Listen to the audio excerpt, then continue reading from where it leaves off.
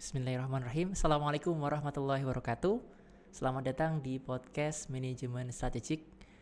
Di pertemuan sebelumnya kita sudah membahas ya teman-teman ya terkait dengan manajemen internal di suatu operasi. Nah, di pertemuan kali ini kita akan belajar bersama terkait dengan budaya dan kepemimpinan. Kira-kira di dalam suatu perusahaan adanya budaya mensukseskan atau menghambat dalam perusahaan mencapai tujuannya. Kemudian terkait dengan kepemimpinan yang baik yang seperti apa sehingga bisa melakukan good strategy execution.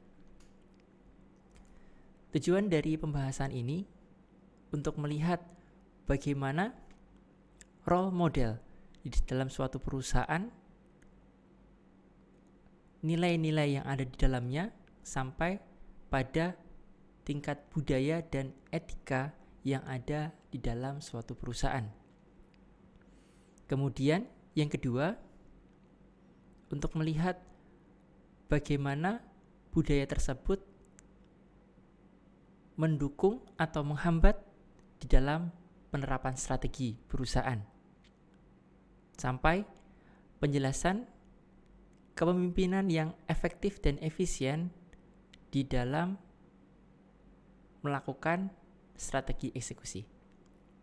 Baik, di dalam Mind Corporate Culture ada beberapa hal ya teman-teman ya yang di dalamnya, dari membahas etika, bagaimana standar yang ada di dalam suatu perusahaan, kemudian bagaimana pendekatan dari masing-masing karyawan ya.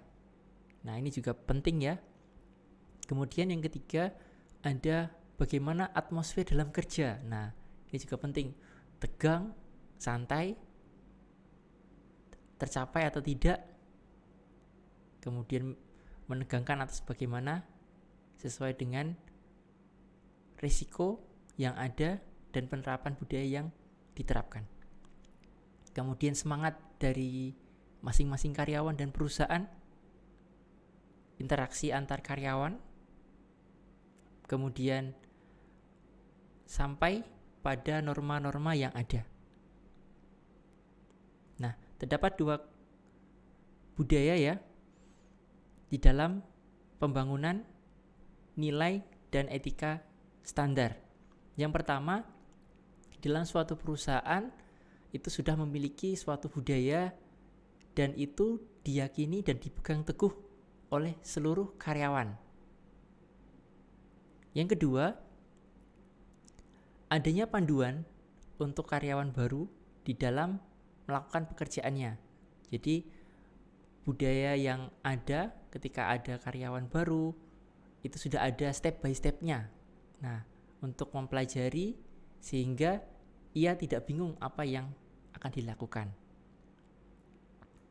Nah, terkait dengan budaya yang kuat itu yang mengakar dan bisa diterapkan secara luas oleh karyawan di dalam menerapkan strateginya, baik itu berkaitan pada value maupun pada norma yang ada.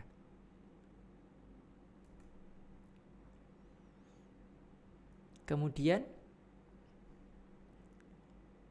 lanjut pada bagaimana apabila terjadi problem ya. Jadi budaya yang ada di perusahaan itu justru menghambat dalam penerapan strategi.